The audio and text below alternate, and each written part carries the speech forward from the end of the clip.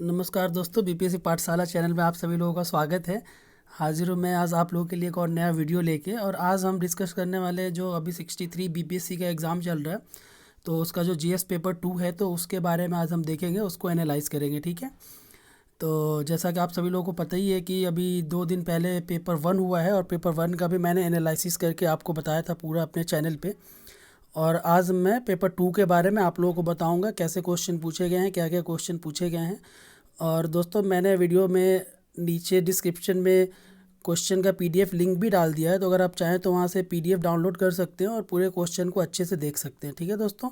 साथ ही मैं पीडीएफ डाल दूंगा जो पेपर 1 हुआ है जीएस का, तो उसका भी मैं पेपर 1 डाल दूंगा। ठीक है, उसका भी मैं पीडीएफ डाल दूंगा वहाँ पे, तो उसको भी आप डाउनलोड कर सकते हैं।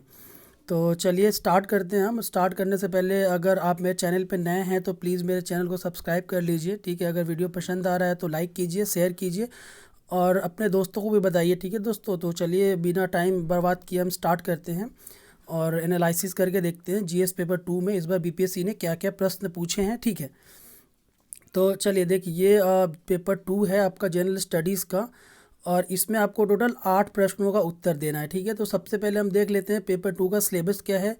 जो बीपीएससी का जीएस पेपर 2 है उस पर क्या क्या पूछा जाता है। तो देखिए, उसमें 3 सेक्शन बने हुए हैं। सेक्शन 1 में आपको क्या पढ़ना है? सेक्शन 1 में आपको इंडियन पॉलिटी के बारे में पढ़ना है। ठीक है, तो इंडियन पॉलिटी के बारे में आपको 3 प्रश्नों का उत्तर देना है सेक्शन 1 से। ठीक है, इसी तरीके से जो सेक्शन 2 होगा आपका, सेक्शन 2 में आपको पढ़ना है इंडियन ज्योग्राफी एंड साथ में इंडियन इकोनॉमी भी है। तो ये दोनों पोर्शन को एक साथ रखा गया सेक्शन 2 में। तो इस सेक्शन से भी आपको कुल 3 प्रश्नों का उत्तर देना है। और जो सेक्शन 3 है आपका, वो साइंस एंड टेक्नोलॉजी का है। तो सेक्शन 3 से आपको 2 प्रश्नों का उत्तर देना है। तो कुल 8 प्रश्नों के उत्तर देने हैं आपको। ठीक है, तो आपके सेक्शन 1 में पूछे गए थे टोटल 6 क्वेश्चन। उसके बाद में जो आपका सेक्शन 2 है उससे पूछे गए थे 4 क्वेश्चन, और जो आपका सेक्शन 3 है उससे पूछे गए थे आपके 4 क्वेश्चन। ठीक है, तो इस तरह से 15 क्वेश्चन में आपको 8 क्वेश्चन का जवाब देना था। चलिए अब हम एक एक करके क्वेश्चंस देख लेते हैं। और मैंने पहले ही बताया, मैंने पीडीएफ लिंक भी डाल दिया आपके लिए डिस्क्रिप्शन में, तो अगर आप चाहें तो डिस्क्रिप्शन से इसका पीडीएफ डाउनलोड कर सकते हैं।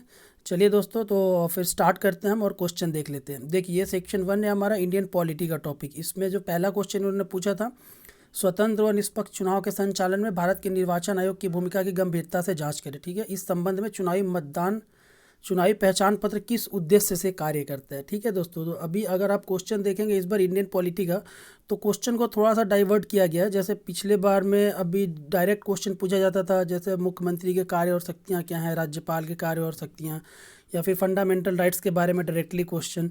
तो इस पर वैसे क्वेश्चन नहीं पूछा गया है, इन्होंने थोड़ा सा अपने पैटर्न में चेंज किया है और क्वेश्चन को थोड़ा सा डायनेमिक बनाया है। तो इस क्वेश्चन में इलेक्शन कमीशन के बारे में पूछा हुआ था, उसका रोल पूछा था, उसका फंक्शन पूछा था, और कैसे वो स्वतंत्र निष्पक्ष तरीके से चुनाव का संचालन करता है। ठीक है, तो ये पहला क्वेश्चन का पार्ट था। दूसरा इसमें पार्ट ये आपको बताना था कि जो चुनाव पहचान पत्र दिए गए हैं, ठीक है, वोटर आइडेंटिटी कार्ड, जैसा कि आप सभी लोगों को पता है, अगर आपको मतदान करना है तो वोटर आईडी कार्ड लेके जाना पड़ेगा आपको, तभी आप वोट दे सकते हैं। तो वोटर आईडी कार्ड लाने के पीछे में क्या पर्पस था, तो ये इसके बारे में भी पूछा गया था। तो ये आपका पहला क्वेश्चन था इसमें। ठीक है, चलिए सेक्शन 1 में ये हम दूसरा अगर क्वेश्चन देख लें, तो क्या आप सहमत हैं कि भारतीय राजनीति आज मुख्य रूप से वर्णनात्मक राजनीति के बजाय विकास राजनीति के आसपास घूमती है? बिहार के संदर्भ में चर्चा करें। ठीक है दोस्तों, देखिए, पारंपरिक रूप से अगर देखें तो जो भारत के राजनीतिक पार्टियां हैं, तो उन्होंने क्या किया, उन्होंने कास्ट और धर्म को आधार बना के अभी तक राजनीति की है। लेकिन अभी इनका ये पूछना है कि क्या अब ऐसा परिदृश्य उभर के सामने आ रहा है जिसमें कास्ट और रिलीजन के बदले में जो विकास की राजनीति है, ठीक है, कि अगर आप विकास करेंगे तभी जनता आपको वोट देगी। तो ये जो कथन है ये सत्य प्रतीत हो रहा है, तो इसके बारे में आपको बताना था। ठीक है, और खास करके बिहार के संबंध में चर्चा करना था आपको कि अभी जो बिहार में सरकार है या जो पिछली सरकारें थी, तो उनका कैसा परफॉर्मेंस है। इस आधार पे बिहार की सरकार विकास की राजनीति कर रही है या जाति धर्म के आधार पे राजनीति कर रही है, तो इसके बारे में आपको चर्चा करना था। ठीक है, चलिए हम इसका तीसरा क्वेश्चन देख लेते हैं। हाल के दिनों में भारतीय पार्टी की राजनीति पर बढ़ते क्षेत्रीय राजनीतिक दलों के प्रभाव क्या हैं? ठीक है, तो जो रीजनल पॉलिटिकल पार्टीज हैं, जैसा कि आप सभी लोगों को पता होगा, अभी गठबंधन की राजनीति चल रही है, चाहे केंद्र की सरकार हो या राज्यों में सरकार हो। अगर राज्य के सरकार के बारे में भी देखेंगे तो कई राज्यों में गठबंधन के आधार पे सरकार का गठन किया गया। केंद्र में भी आप लोगों को पता है यूपीए एक अलग गठबंधन है और जो भाजपा के नेतृत्व में एनडीए है वो एक अलग गठबंधन है। तो हर बार ये जो गठबंधन की राजनीति हो रही है और ये जो बड़ी पार्टियां हैं वो छोटे छोटे क्षेत्रीय दलों के साथ में गठबंधन करके सरकार बना रहे हैं।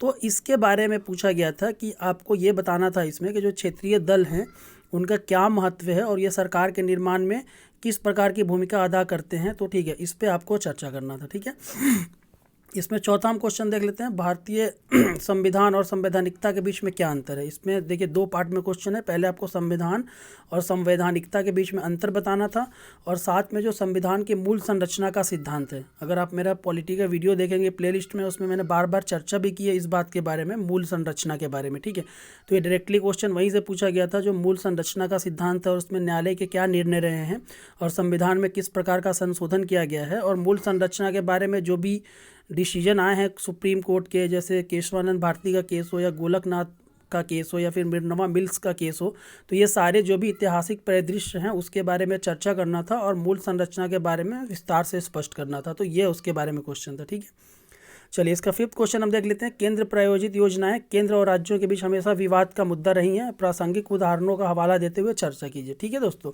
देखिए केंद्र सरकार कई तरह की योजनाओं का संचालन करती है, स्वास्थ्य के लिए, शिक्षा के लिए, रोजगार के लिए। ठीक है, तो कई बार आप लोगों को पता होगा जो केंद्र सरकार योजनाओं का संचालन करती है उसमें जो फिनांस का बंटवारा किया जाता है, जो वित्त का बंटवारा होता है, तो वो केंद्र और राज्यों के बीच में होता है।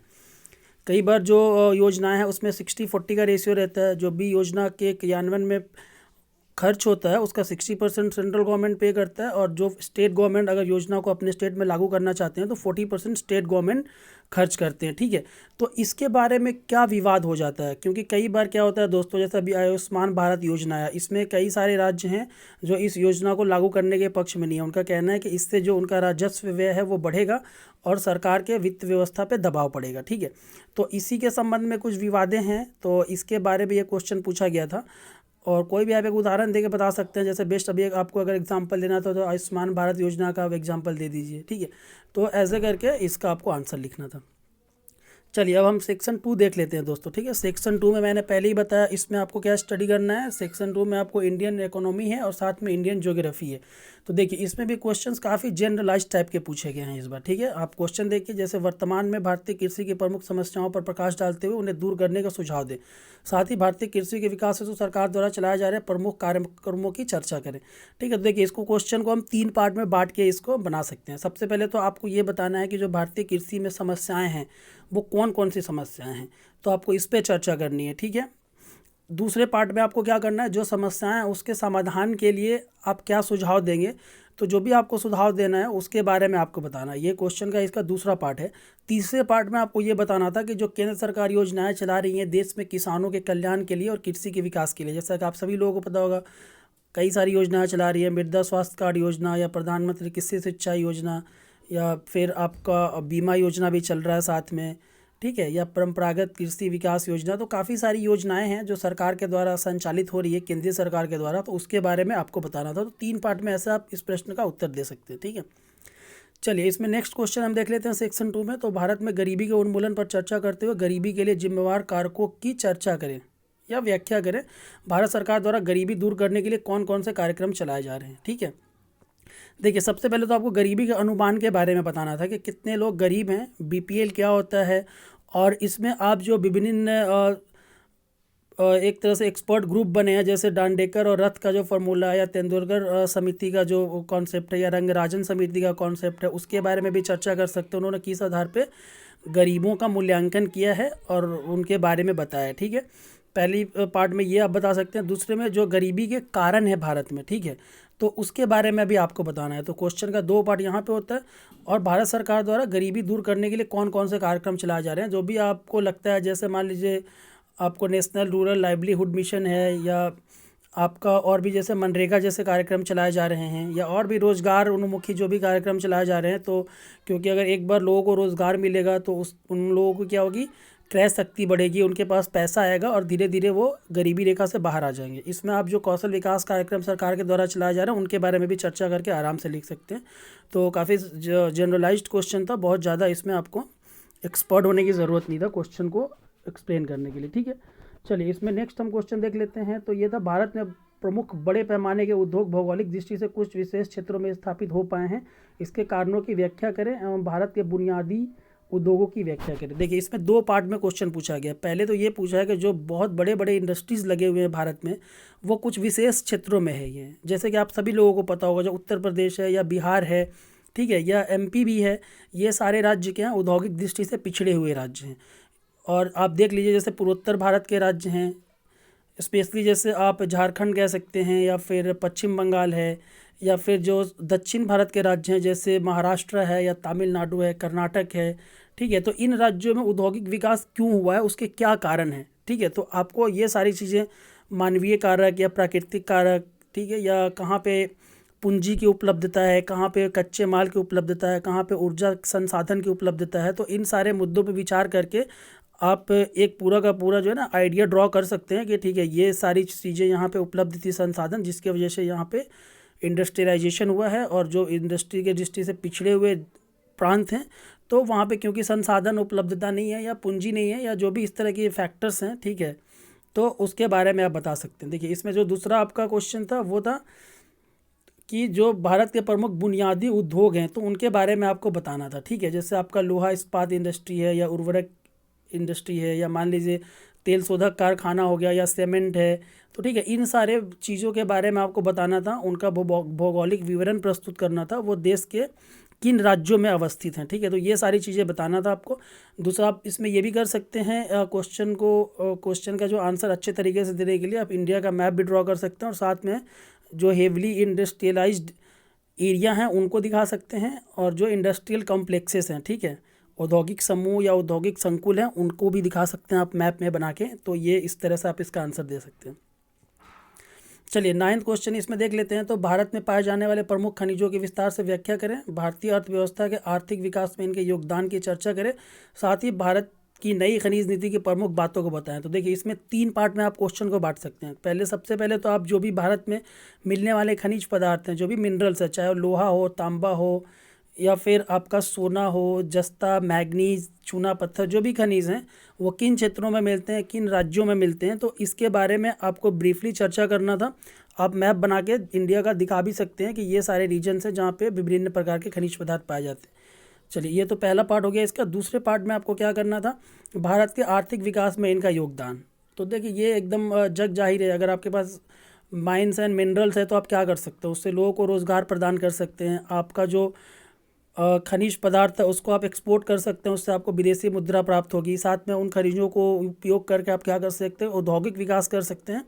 और औद्योगिक विकास राष्ट्र निर्माण का और राष्ट्र के विकास का आधार है, क्योंकि अगर एक बार इंडस्ट्रियलाइजेशन होगा तो जो इंडस्ट्रियल प्रोडक्ट होगा वो लोग यूज करेंगे, ठीक है, उससे लोगों को रोज़गार भी मिलेगा। और जो आपका इंडस्ट्रियल प्रोडक्ट है उसको क्या कर सकते हैं, फिर से आप निर्यात भी कर सकते हैं, उससे आपको विदेशी मुद्रा की प्राप्ति होगी। तो ये इसका दूसरा पार्ट था। तीसरे पार्ट में आपको बताना था जो नई अभी औद्योगिक नीति, खनिज नीति आई है भारत की, तो उसके बारे में बताना था, उसमें क्या क्या महत्वपूर्ण बातें हैं, तो उसके बारे में चर्चा करना था। तो ये 3 पार्ट में आपका क्वेश्चन था। इसमें देखिए इसके साथ ही ये सेक्शन 2 का लास्ट क्वेश्चन था ये, और इसमें से 3 क्वेश्चन का आपको आंसर करना था, ठीक है। अब हम सेक्शन 3 देख लेते हैं। सेक्शन 3 में क्या पढ़ना था आपको, साइंस एंड टेक्नोलॉजी के बारे में। और देखिए इसमें जो साइंस एंड टेक्नोलॉजी के बारे में जो क्वेश्चन पूछा गया है, और आपने सिलेबस भी देखा होगा बीपीएससी का, उसमें उन्होंने स्पष्ट कर दिया कि जो अप्लाइड साइंस है वही पूछा जाएगा, जो बेसिक साइंस है या पारंपरिक साइंस है वो सारी चीज़ें नहीं पूछी जाएंगी। जैसे मान लीजिए आप न्यूटन का फॉर्मूला पढ़ के जा रहे हैं या ग्रेविटेशन पढ़ के जा रहे हैं, तो उसकी कोई उपयोगिता नहीं है। जो अप्लाइड साइंस है, जिसका डे टू डे लाइफ में यूज है, तो वही सारी क्वेश्चंस इसमें पूछे जाएंगे। चलिए हम देख लेते हैं। इसका पहला क्वेश्चन क्या था, नाभिकीय ऊर्जा के क्षेत्र में प्रगति हमारे देश के विकास में किस प्रकार से सहायक है, ठीक है, विस्तार से समझाना था आपको। न्यूक्लियर जो एनर्जी है, जिसमें यूरेनियम, प्लूटोनियम और थोरियम यूज़ करके हम न्यूक्लियर एनर्जी जनरेट करते हैं, तो उसके देश के जो ऊर्जा विकास है या जो ओवरऑल जो देश का विकास है उसमें उसका क्या उपयोगिता था, इसके बारे में बताना था आपको, ठीक है। आगे इसमें पूछा गया था नाभिकीय ऊर्जा किस प्रकार से देश के कुल ऊर्जा के उत्पादन के क्षेत्र में सहायक हैं, ये चर्चा करना था आपको। तो देखिए जो ऊर्जा उत्पादन का भी वर्तमान में भारत में साधन है, तो कैसे हम ऊर्जा उपयोग करते हैं, आप कोल से करते हैं, आप जो नेचुरल गैस है उससे करते हैं, आप पेट्रोलियम से करते हैं, या फिर जो जल विद्युत है, या जितने भी नवीकरणीय ऊर्जा के साधन है, जैसे ज्वार ऊर्जा या फिर आपका तरंग ऊर्जा है या भूतापीय ऊर्जा है, पवन ऊर्जा है, सौर ऊर्जा है। तो इन सारे चीज़ों में आपको एक बार ये बता देना था कि जो न्यूक्लियर एनर्जी है उसका क्या योगदान है, कितना परसेंट उत्पादन होता है भारत में कुल ऊर्जा का, ये सारी चीज़ें बता देनी थी आपको, ठीक है। आगे इसमें क्या करना था, नाभिकीय ऊर्जा का सकारात्मक एवं ऋणात्मक पक्ष को स्पष्ट करना था। देखिए न्यूक्लियर एनर्जी का कुछ यूज़ भी है और कुछ क्या है उसका एक तरह से आप बोल सकते हैं उसका निगेटिव भी फैक्टर्स काफ़ी सारे हैं। जैसे आप जो न्यूक्लियर अपशिष्ट होता है, ठीक है, तो उसका सही तरीके से प्रबंधन करना मुश्किल है। या अगर मान लीजिए नाभिकीय अगर दुर्घटना हो गया, जैसे आपने सुना होगा अभी जापान के फुकुशिमा में, वहाँ पे जब सुनामी आया था तो वहाँ से जो रिसाव हुआ था न्यूक्लियर रिएक्टर से, जिससे काफ़ी सारे लोग बीमार पड़ गए थे। तो इन सारे चीज़ों को लेके आपको एक बार चर्चा कर देना था, ठीक है। तो ये आपका क्वेश्चन है। चलिए अगला इसमें क्वेश्चन देख लेते हैं। उपग्रहों को अंतरिक्ष में स्थापित करने के क्षेत्र में भारत ने क्या प्रगति की है। एक से अधिक उपग्रह को एक साथ अंतरिक्ष में भेजे जाने के सकारात्मक एवं ऋणात्मक पक्ष को स्पष्ट करें। भारत के इस क्षेत्र के प्रवेश करने से देश की अर्थव्यवस्था को मजबूत करने में किस प्रकार सहायता मिली। देखिए ये भी बहुत ही बढ़िया क्वेश्चन था। और जैसा कि आप सभी लोगों को पता ही होगा कि अभी भारत ने अंतरिक्ष प्रक्षेपण में रिकॉर्ड बनाया है। एक साथ सबसे ज़्यादा 104 उपग्रहों को भारत ने अंतरिक्ष में भेजा था, ठीक है। तो इसके बारे में इन्होंने पूछा था और साथ में ये भी पूछा था कि जो भी लॉन्च व्हीकल है, जैसा कि आप लोगों को पता होगा जो भी आपके रॉकेट होते हैं, सॉरी सैटेलाइट होते हैं, तो सैटेलाइट को लॉन्च करने के लिए स्पेस में रॉकेट की आवश्यकता होती है। तो रॉकेट का डेवलपमेंट इंडिया में कैसे कैसे हुआ है, जैसे अगर आप पढ़ेंगे तो इसमें आपको पता चलेगा। पहले हमारे पास सैटेलाइट लॉन्च व्हीकल था, SLV जिसको बोलते थे। फिर उसका जो बढ़िया वाला जो फॉर्म आया वो हमारे पास SLV-3 आया। उसके बाद फिर से हमने डेवलप किया, ASLV बनाया, फिर PSLV बनाया, फिर जो हमारा GSLV है, और अभी हम GSLV Mark 3 यूज कर रहे हैं, ठीक है, जो हेवी लिफ्ट के लिए यूज किया जाता है। तो ये सारे इसमें आपको डिटेल में बताना था कि कैसे कैसे इनका डेवलपमेंट हुआ है, ठीक है, इस क्वेश्चन के पहले पार्ट में। दूसरा आपको बताना था कि अगर हम एक साथ एक से अधिक उपग्रहों को अंतरिक्ष में प्रक्षेपित कर रहे हैं, जैसे छोटे छोटे उपग्रहों को भी हम भेज रहे हैं, तो उसके क्या सकारात्मक परिणाम है और नकारात्मक परिणाम है। देखिए अगर हम नकारात्मक परिणाम की चर्चा करें तो जैसा कि आप सभी लोगों को पता होगा कि एक अभिसमय है अंतरिक्ष देयता अभिसमय, ठीक है। ये 1967 में साइन किया हुआ है और इसमें यह कहा गया है कि मान लीजिए कोई भी देश अगर किसी भी उपग्रह का प्रक्षेपण करता है और उस उपग्रह से किसी दूसरे देश के उपग्रह को कोई नुकसान पहुंचता है, तो उसकी जिम्मेवारी किसकी होगी, जिस राष्ट्र ने उपग्रह का प्रक्षेपण किया है। तो ये सारी चीज़ें बतानी थी आपको। दूसरा जो अंतरिक्ष कचरा है एक तरह से, ठीक है, अगर आप छोटे छोटे उपग्रह को अंतरिक्ष में भेजेंगे तो उन उपग्रहों का क्या लाइफ साइकिल बहुत कम होता है। किसी का 1 साल, किसी का 2 साल, किसी का 6 महीने। तो एक बार जब उनका लाइफ साइकिल ख़त्म हो जाता है, अर्थात जीवन काल ख़त्म हो जाता है, तो अंतरिक्ष के जो कक्षा हैं उसमें क्या है वो अपशिष्ट के तौर पे तैरते रहते हैं और उससे जो भावी हमारा अंतरिक्ष अभियान होगा या जो भावी उपग्रह छोड़े जाएंगे उनको नुकसान पहुंच सकता है। तो इसके बारे में आपको बताना था, इसका नकारात्मक पक्ष। अच्छा अब देखिए जो अंतरिक्ष के क्षेत्र में प्रवेश करने से देश की अर्थव्यवस्था को मजबूत करने में किस प्रकार सहायता मिलती है। तो इसमें देखिए आपको पता होगा इसरो का एक व्यावसायिक विंग है जिसको बोलते हैं एंट्रिक्स कॉरपोरेशन, 1992 में बना था ये।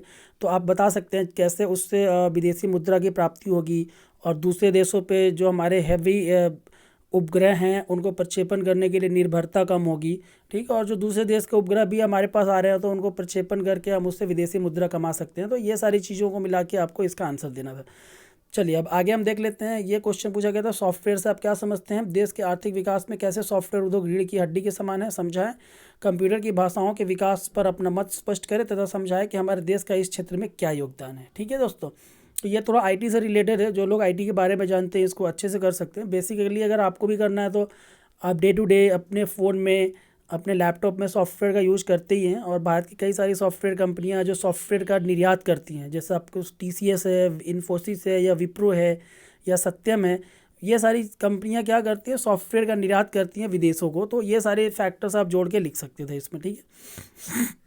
चलिए इसका लास्ट क्वेश्चन देख लेते हैं। ग्लोबल वार्मिंग क्या है, ग्लोबल वार्मिंग से होने वाले प्रभावों को कम करने के लिए किए जाने वाले प्रयासों में भारत का क्या योगदान है। निकट भविष्य में पूरा विश्व इस ग्रह के मानव के द्वारा किए जाने वाले गलतियों के कारण पानी में डूब जाएगा, उस उक्त कथन पर अपने विचार स्पष्ट कीजिए। देखिए इस क्वेश्चन को भी 3 पार्ट में आप बांट सकते हैं। सबसे पहले आप बता दीजिए ग्लोबल वार्मिंग क्या है, ठीक है। तो जो भी आप जीवाश्म ईंधन का प्रयोग कर रहे हैं, कोयला का या पेट्रोलियम का, प्राकृतिक गैस का, उससे CO2 मीथेन वगैरह निकल रहा है, ठीक है। उससे पृथ्वी की ताप बढ़ रही है, जो पृथ्वी का वातावरण है उसका ताप बढ़ता जा रहा है और जो पृथ्वी का टेम्परेचर है वो बढ़ रहा है। तो आप ऐसे बता सकते हैं ग्लोबल वार्मिंग है।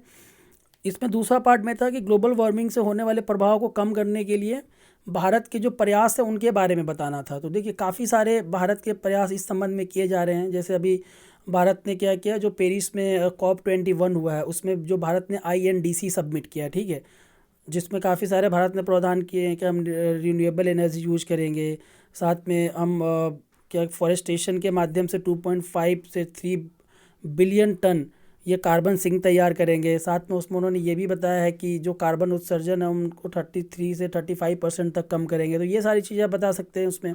उसके बाद अंतर्राष्ट्रीय सौर गठबंधन जो फ्रांस के साथ में भारत ने बनाया उसकी चर्चा कर सकते हैं आप आगे। अगर इसमें आपको लिखना है तो जो आपका जलवायु परिवर्तन राष्ट्रीय कार्य योजना है 2008 का, जिसमें 8 कार्य नीति बनाए गए हैं, तो उसके बारे में बता सकते हैं। तो काफ़ी कुछ था इसमें लिखने के लिए आपके बारे में। साथ में जो अभी रिन्यूएबल एनर्जी के लिए भारत ने जो टारगेट किया है कि 2022 तक 175 गीगावाट रिन्यूएबल एनर्जी हम प्रोड्यूस करेंगे, तो उसके बारे में बता सकते हैं। ये सब भारत के प्रयास थे, ठीक है। तो ये दूसरा पार्ट हो गया आपका। तीसरे पार्ट में इन्होंने पूछा था कि भविष्य में पूरा विश्व इस ग्रह के मानव के द्वारा किए जाने वाले गलतियों के कारण पानी में डूब जाएगा। तो देखिए ये भी बिल्कुल सिंपल था। जब ग्लोबल वार्मिंग हो रहा है, ग्लोबल वार्मिंग से क्या हो रहा है, जो भी अपने आइस शील्ड्स हैं, चाहे अंटार्कटिका में हो या आर्कटिक में हो या उच्च पर्वतीय क्षेत्रों में हो, वो आइस शील्ड क्या हो रहा है, धीरे धीरे पिघल रहा है। पिघलने के कारण वो सारे के सारे नदियों के माध्यम से समुद्र में पहुंच रहे हैं। इस तरह से समुद्र का जो जल स्तर है वो धीरे धीरे बढ़ रहा है। अब समुद्र का जब जल स्तर बढ़ेगा तो जो तटीय भाग के क्षेत्र हैं या जो निचले क्षेत्र हैं वहाँ पे क्या होगा, समुद्र का पानी फैल जाएगा।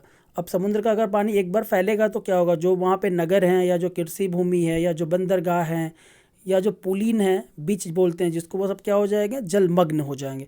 तो ऐसे करके ये सारे क्वेश्चन का आपको आंसर देना था, ठीक है दोस्तों। तो एक बार फिर से आप क्वेश्चन को अच्छे से देखिए, क्वेश्चन के हर एक पार्ट को अच्छे से समझिए और खुद से भी एनालिसिस करके देखिए कि इसमें क्वेश्चन में कितने सारे इसके पार्ट हैं, कैसे इसको अटेम्प्ट करना है, कैसे इसका आंसर लिखना है। और दोस्तों मैंने PDF भी आपके लिए लिंक डाल दिया है, तो अगर आप चाहें तो PDF डाउनलोड कर सकते हैं और क्वेश्चन को अच्छे से देख सकते हैं। और जो पेपर 1 हुआ अभी, तो पेपर 1 का भी मैं PDF डाल दूंगा आप लोगों के लिए डिस्क्रिप्शन में, तो आप डिस्क्रिप्शन से पेपर 1 एंड पेपर 2 का PDF डाउनलोड कर सकते हैं। तो दोस्तों इसी के साथ आज का मैं वीडियो अब समाप्त करता हूँ। और समाप्त करने से पहले मैं आप लोगों से फिर रिक्वेस्ट करूंगा कि प्लीज़ मेरे चैनल को आप सब्सक्राइब कर लीजिए, क्योंकि मैं पूरा आपका BPSC जो 65 मेंस होने वाला उसका सिलेबस कवर करवाने वाला हूं। आपने देखा होगा मेरे प्ले लिस्ट में मैंने हिस्ट्री को ऑलरेडी वीडियोस ऑलमोस्ट डाल चुके हैं सारे, और मैंने पॉलिटी का भी अभी क्लास स्टार्ट कर दिया है। तो मैं 64वीं मेन्स का भी स्टार्ट कराऊँगा, सब कुछ कराऊँगा उसका। और साथ में जो 65 अभी प्री का फॉर्म आने वाला है, तो उसके बारे में भी, प्री के बारे में भी चर्चा करेंगे और विस्तार से उसके बारे में सब कुछ हम देखेंगे, ठीक है दोस्तों। इसी के साथ ही आज का मैं वीडियो समाप्त करता हूँ। Thanks for watching.